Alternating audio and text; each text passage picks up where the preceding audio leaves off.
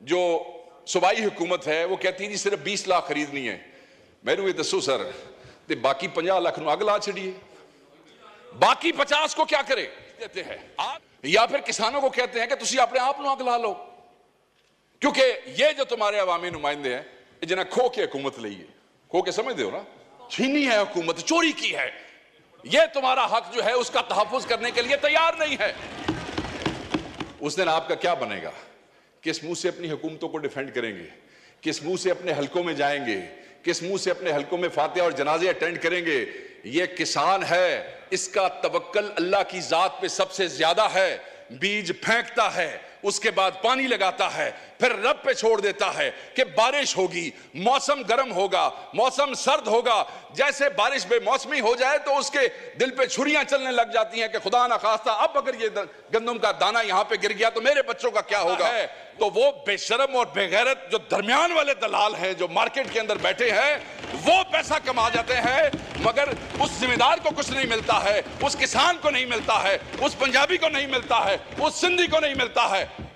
गंदम इंपोर्ट की है, वो डाकू जो किसान के गर्दन पे छुरी फेर रहे हैं, उनको इस्लामाबाद में ये जो बार ऐवान में ये जो आपका कॉन्स्टिट्यूशन एवेन्यू है, इन्होंने पैरों च रस्सियां पा के इन्होंने पुट्ठे लटका दो ताकि कौम देख सके कि इस मुल्क के हुक्मरान जो है वो जो 6 करोड़ का तबका है, 6 करोड़। तुहाडे हल वेख के तो गल कोई नहीं करनी, तो वेख के करनी। सर जी जी तवज्जो sir, thank you very much sir. मेरे ख्याल में जब से हलफ हुआ है आज मैं पहली दफ़ा आपने मौका दिया, आपकी बड़ी मेहरबानी। और इस इशू पे जो मेरे मुल्क के किसानों के दिल के करीब है, और आज हमारा पंजाब का किसान, सिंध का किसान बड़ी मुश्किल में है, बड़ी अजियत में है, बड़ा परेशान है। और सबसे बड़ा जुल्म यह है कि उसकी इस परेशानी, उसकी इस अजियतनाक जिंदगी और उसके इस लम्हे के जिम्मेदार वो लोग हैं जो अपने आप को अवाम के लीडर कहते हैं। उनके फैसलों की वजह से आज किसान इस अजियत का शिकार है, उनकी नालायकी की वजह से आज किसान इस अजियत का शिकार है। इससे बड़ी नालायकी क्या है कि पंजाब हुकूमत जो है वो 3200 रुपए पे इंपोर्ट हुई गंदम जो है वो 4700 रुपए में खरीदती है। उसके बाद हुकूमतें जो है वो 3900 रुपए की सपोर्टिंग प्राइस जो है वो फिक्स करती है, और फिर इस काबिल भी नहीं है कि उसको इंश्योर कर सके, क्योंकि ओपन मार्केट में उसको फिर 2800 से लेकर 3000 रुपए तक की कीमत दी जाती है। आप मुझे सिर्फ यह बताएं कि वो किसान जिसको पानी महंगा मिल रहा है क्योंकि उसके ट्यूबवेल के ऊपर जो बिजली का बिल है वो बढ़ता जा रहा है, बिजली का बिल बढ़ता जा रहा है, वो अफोर्ड नहीं कर सकता है, उसे बीज जो है वो उधार उठाना पड़ता है, उसके पास पैसे नहीं है, उसके पास डीएपी खरीदने के पैसे नहीं है, 14,500 से 15,000 रुपए तक वो भी ब्लैक में लेनी पड़ती है, उसके पास यूरिया के पैसे नहीं है, यूरिया भी 10,000 रुपए में मिल रहा है। बिजली महंगी, फ्यूल महंगा, यूरिया महंगा, डीएपी महंगा, और उसके बाद हम ये समझते हैं कि क्योंकि हम सपोर्टिंग प्राइस 3900 रुपए रख देंगे और किसान जो है वो खुशहाल हो जाएगा और पैसे कमाएगा। जो उसकी लागत है किसान की उस गंदम के ऊपर, वो उस लागत से भी 47% कम की आपने सपोर्टिंग प्राइस भी रखी, आप ये देख लें यहां पे।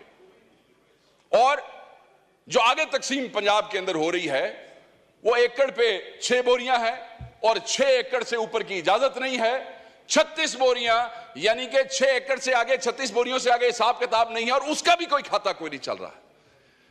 मुझे तकलीफ इस बात की है कि इस ऐवान में बैठे हुए ज्यादातर लोग जिम्मेदार हैं, ज्यादातर लोग काश्तकार हैं, कोई छोटा है, कोई बड़ा जिम्मेदार है, और अगर खुद जिम्मेदार नहीं है तो जिम्मेदारों के वोटों से इलेक्ट होकर यहां पे आए बैठे हैं।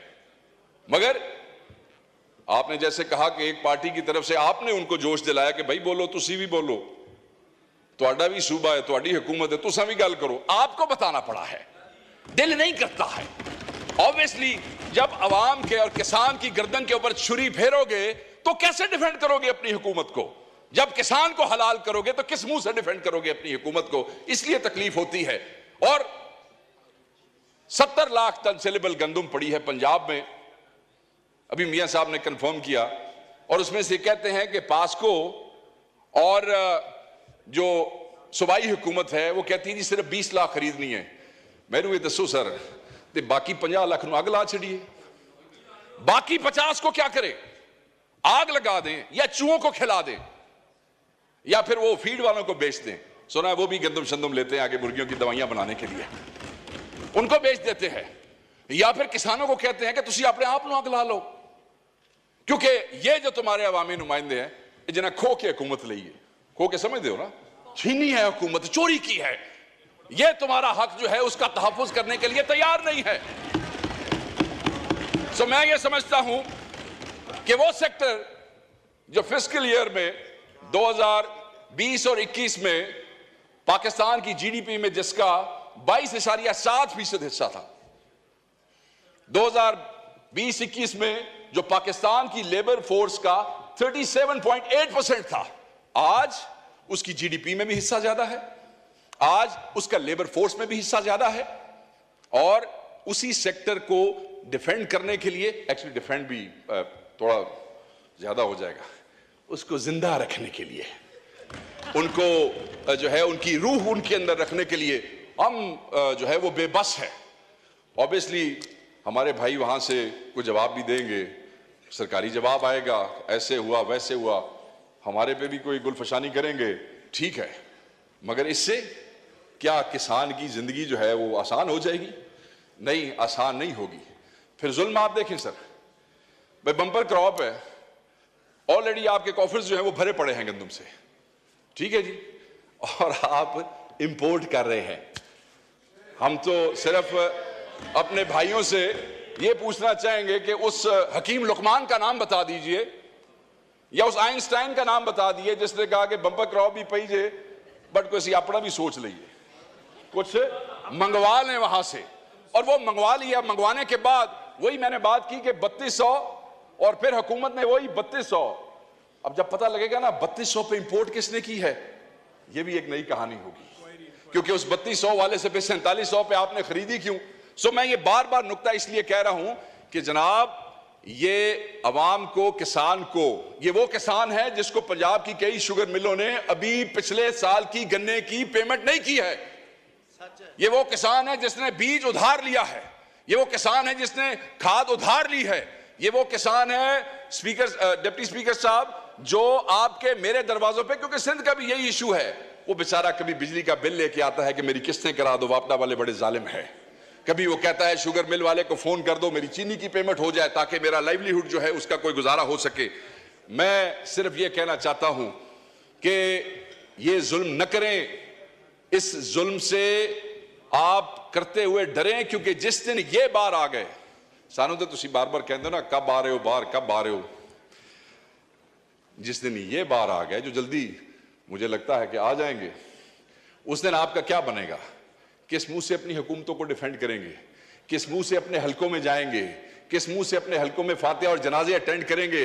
ये किसान है, इसका तवक्कल अल्लाह की जात पे सबसे ज्यादा है, बीज फेंकता है, उसके बाद पानी लगाता है, फिर रब पे छोड़ देता है कि बारिश होगी, मौसम गर्म होगा, मौसम सर्द होगा। जैसे बारिश बेमौसमी हो जाए तो उसके दिल पे छुरियां चलने लग जाती हैं कि खुदा ना खास्ता अब अगर ये गंदम का दाना यहां पे गिर गया तो मेरे बच्चों का क्या होगा। वो रब पे तवक्कल करता है, और जब उसके बाद कटाई हो जाती है, वो बेचने के लिए जाता है, तो वो बेशरम और बेगैरत जो दरमियान वाले दलाल हैं, जो मार्केट के अंदर बैठे हैं, वो पैसा कमा जाते हैं, मगर उस जिम्मेदार को कुछ नहीं मिलता है, उस किसान को नहीं मिलता है, उस पंजाबी को नहीं मिलता है, उस सिंधी को नहीं मिलता है। मैंने सिर्फ आपसे ये रिक्वेस्ट करनी है कि खुदारा उनकी जिंदगी आसान करें, इन डकैतों को बेनकाब करें, उनकी जिंदगी आसान करने के लिए कुछ ऐसी। सर आपके इलाके में भी आप खुद जिम्मेदार हैं, और मैं समझता हूं कि आप इस दर्द को मुझसे ज्यादा समझते हैं, क्योंकि आप तो खुद कल्टीवेशन करते हैं और बड़ी जबरदस्त काश्तकारी करते हैं। मैं ये समझता हूं कि वो डाकू जिन्होंने गंदम इंपोर्ट की है, वो डाकू जो किसान के गर्दन पे छुरी फेर रहे हैं, उनको इस्लामाबाद में ये जो बार ऐवान में ये जो आपका कॉन्स्टिट्यूशन एवेन्यू है, इन्हों के पैरों च रस्सियां पा के इन्हों पुट्ठे लटका दो ताकि कौम देख सके कि इस मुल्क के हुक्मरान जो है वो जो 6 करोड़ का तबका है, 6 करोड़, वो जिसको हम कह रहे हैं कि तुम लोग 50 लाख जो है उसको आग लगा दो या चूहों को खिला दो, वो कम से कम ये तो कह सके कि आप जो इन ऐवानों में बैठे हैं आप इनके लिए लेजिस्लेशन करें। शायद आप इनके लिए सोचते हैं, शायद वो आपको दुआ दे दें, शायद उनके बच्चे आपको दुआ दे दें, मगर अगर न करेंगे और वो सड़कों के ऊपर आ गए, आपसे कंट्रोल नहीं हो सकेगा, वो बद्दुआ आपको देंगे। आगे ही बहुत सी बद्दुआएं आपको मिल रही हैं। इस हुकूमत को मैंडेट चोरी करने की बद्दुआ मिल रही है, गरीबों को जेलों में रखने की ना हक बद्दुआएं मिल रही है, औरतों और बच्चों को जेलों में रखने की बद्दुआएं मिल रही है। थैंक यू वक़ार साहब, थैंक यू। माइक खोले वक़ार साहब। बद्दुआ तो दे दी, मैं तो अगली बात कर रहा हूं। मैं तो सिर्फ ये कह रहा हूं कि सर उन गरीब किसानों का कुछ करे, उनके लिए कोई बेहतरी का मामला करे। वो चंद दिन वास्ते तुसी अपने डाके माके चोरियां बंद कर छो ते कुछ उन्होंने वास्ते कर छो। बहुत मेहरबानी।